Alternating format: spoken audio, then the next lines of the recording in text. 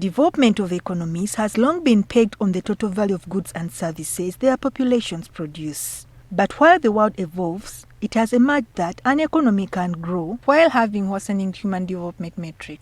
Uganda, for instance, has its gross domestic product increased from 202.1 trillion shillings in 2023-2024 to 225.5 trillion shillings in 2024-2025.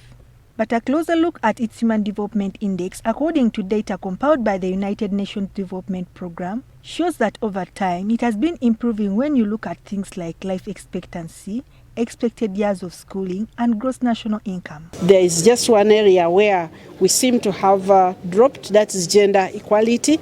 But now that we have got this, we are going to work very strategically, very intentionally to make sure, because Uganda has been on top in this area with our affirmative actions and really making sure that we have gender equality. So we are going to identify those specific areas and government is going to address them.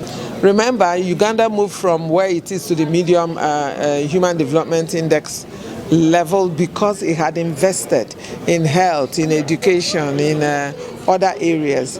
Since there are gradations, it's a medium, it could go to high, it could go to very high.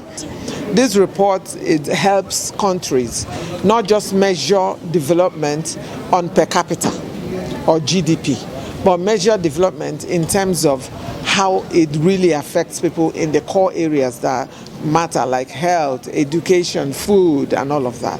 So always a report that is diagnostic in nature, like the Human Development Report, is always a good report to use. The 2025 Human Development Index report, People and Possibilities in the Age of Artificial Intelligence by UNDP, also reminds us that it's people, not machines, who determine which technologies thrive, how they are used, and whom they serve. But it does emphasize that AI's impact will be defined not by what it can do, but by the decisions we make in design, development, and deployment. Ndagire, NTV Weekend Edition.